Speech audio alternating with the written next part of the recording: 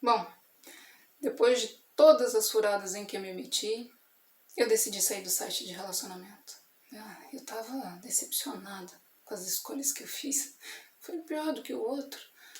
Mas aí eu recebi uma mensagem, só que dessa vez no Facebook. Oi, Paula. Finalmente eu te encontrei. Era o Caio.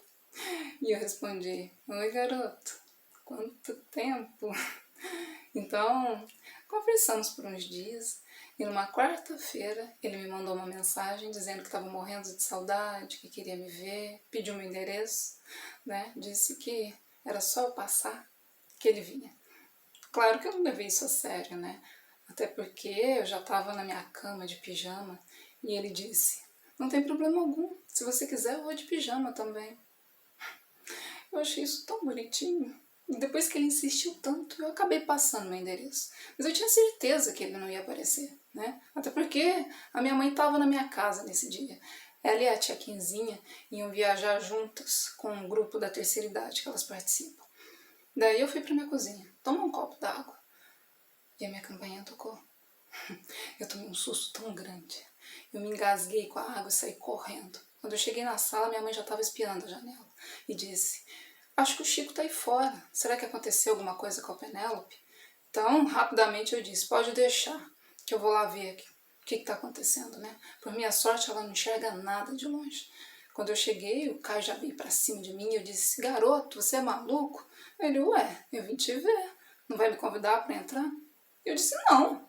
A não ser que você queira passar pelo interrogatório da minha mãe. Então, ficamos por ali mesmo, mais ou menos 1 hora, e depois quando eu voltei para dentro de casa, eu tinha certeza que a minha mãe ia estar dormindo. Só que ela estava me esperando e já foi perguntando o que o Chico queria. No susto eu disse que não era o Chico, né?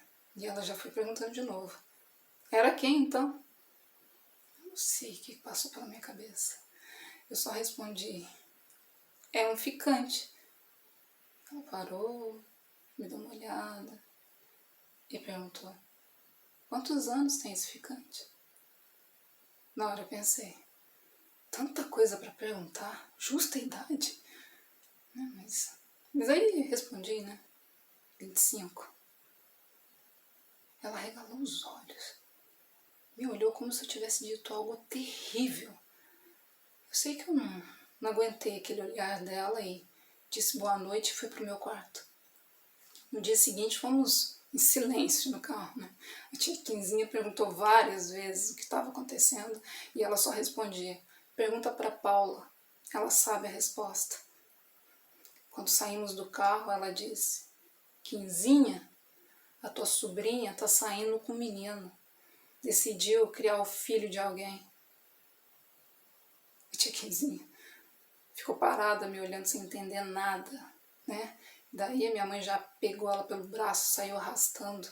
Foi de encontro com o grupo dela lá e eu dei graças a Deus, né? Porque o interrogatório tinha ficado para outro dia. O Caio sumiu o fim de semana. Foi me mandar mensagem no domingo à noite, dizendo que queria me ver na próxima quarta-feira, né? Daí eu perguntei para ele como é que tinha sido o final de semana dele. E ele disse que estava para uma chácara com a família, que isso era sagrado, todo final de semana para eles. Claro que a minha mente extremamente analítica já me fez pensar, né? Vai com calma, Paulo. Você não conhece esse garoto. Mas na quarta-feira nos encontramos novamente, saímos, fomos dar uma volta.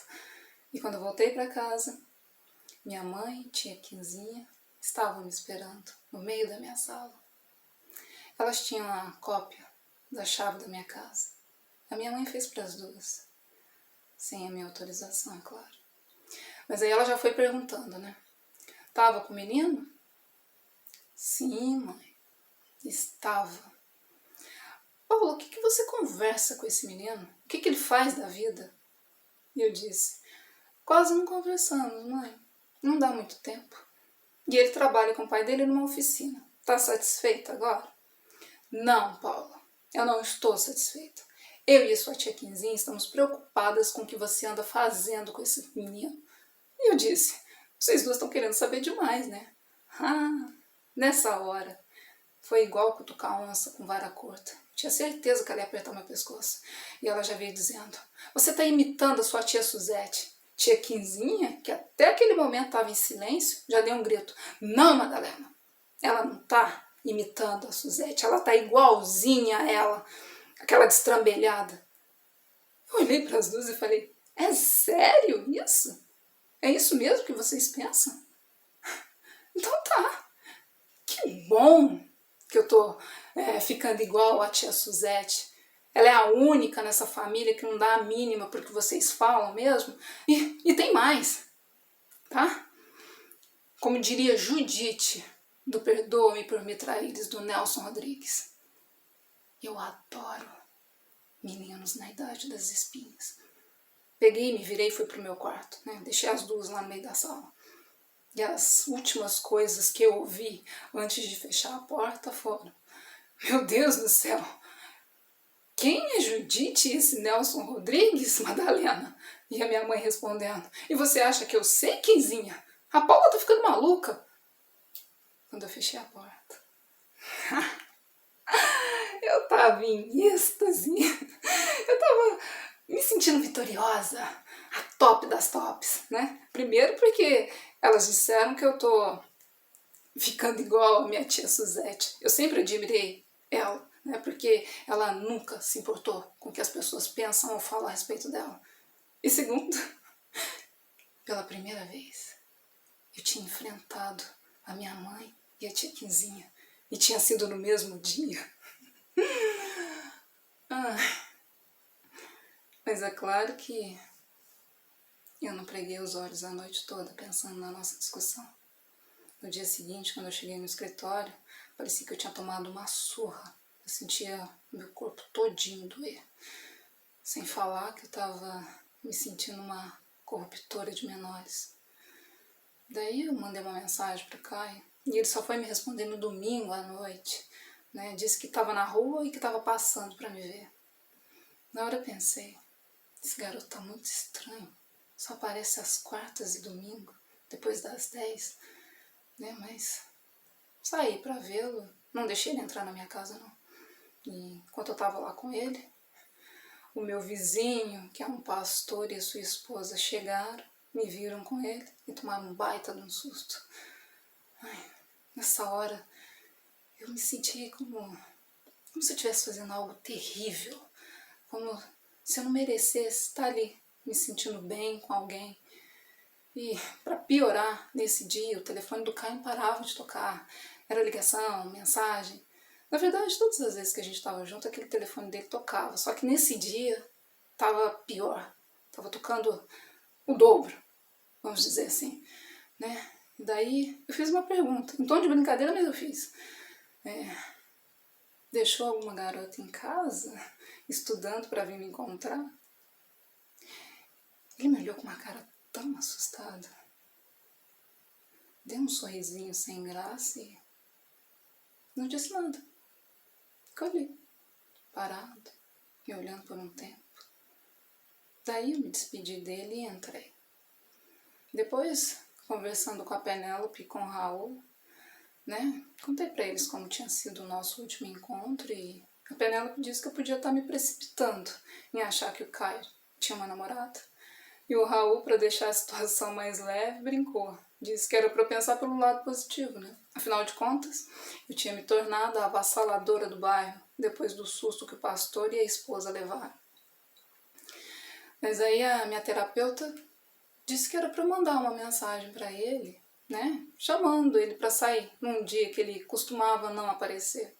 Então no sábado eu mandei uma mensagem para ele. Ele visualizou, não respondeu e sumiu.